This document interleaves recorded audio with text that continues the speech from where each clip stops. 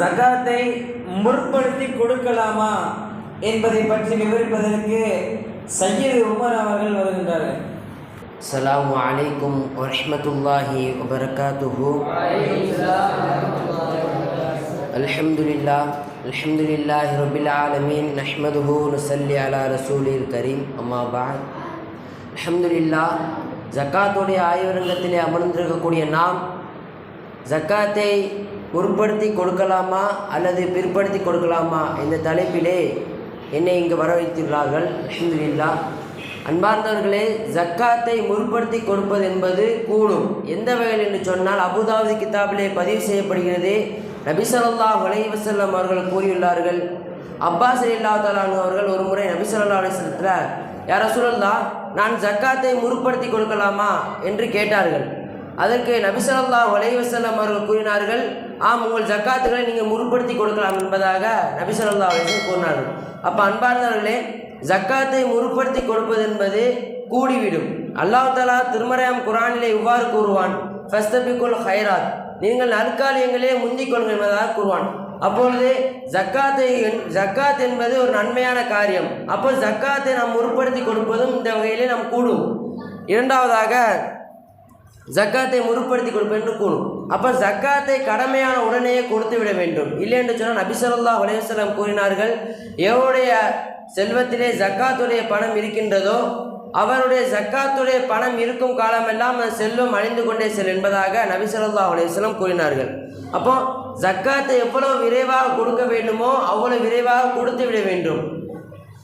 ஜக்காத்தை நாம் விரைவாக கொடுப்பதன் மூலமாக பல்வேறுபட்ட நன்மைகள் இமாம் அவர்கள் எழுதுகிறார்கள். அதில் ஒன்றுதான் பணத்தின் மீதுள்ள பேராசை நீங்கிறது.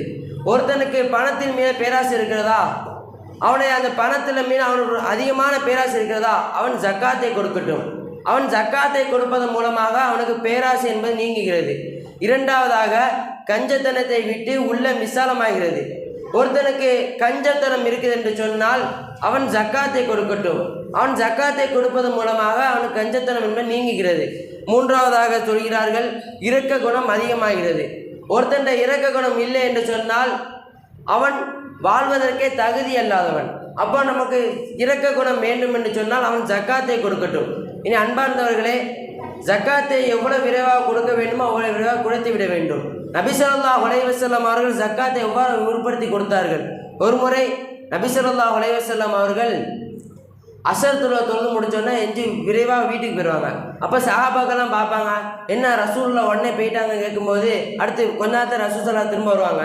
அப்பொழுது அந்த சஹாபாக்கள் இப்னு அல் ஹாரிஸ் ரலியல்லாஹு அன்ஹு அவர்கள் கேட்பார்கள், யா ரசூலல்லாஹ், நீங்கள் எதற்காக விரைந்து சென்று விட்டீங்கன்னு கேட்கும்போது அதற்கு நபி ஸல்லல்லாஹு அலைஹி வஸல்லம் சொல்லுவாங்க, என்னுடைய வீட்டில் தர்மத்திற்காக சதக்காவிற்காக ஒதுக்கப்பட்ட ஒரு தங்கக்கட்டி இருக்குது. அந்த தங்கக்கட்டி இரவு வரை நான் வீட்டில் இருக்கிறத நான் விரும்பலை, அதனால தான் நான் இப்போ போய் தர்மம் செஞ்சு வந்துட்டு சொல்லுவாங்க. அப்போ ரசூல் ஸல்லல்லாஹு அலைஹி வஸல்லம் அவர்கள் ஜக்காத்தை சதக்காவாகவும் சதக்காவை ஜக்காத்தாகவும் பல இடங்களை குறிப்பிட்டுள்ளார்கள். அப்போ அந்த இடத்த ஜக்காத்தை தான் குறிப்பிட்டு கொள்கிறார்கள். இனி வரக்கூடிய காலகட்டத்தில் நாம் ஜக்காத்தை அதிகம் கொடுக்கக்கூடிய பாக்கியத்தையும் வல்லோனல்லா நாம் அனைவருக்கும் தந்தல்வானாக. வ ஆகிரு தாவானா அல்ஹம்துலில்லாஹி ரப்பில் ஆலமீன். அஸ்ஸலாமு அலைக்கும் வரஹ்மத்துல்லாஹி வபரகாத்துஹு.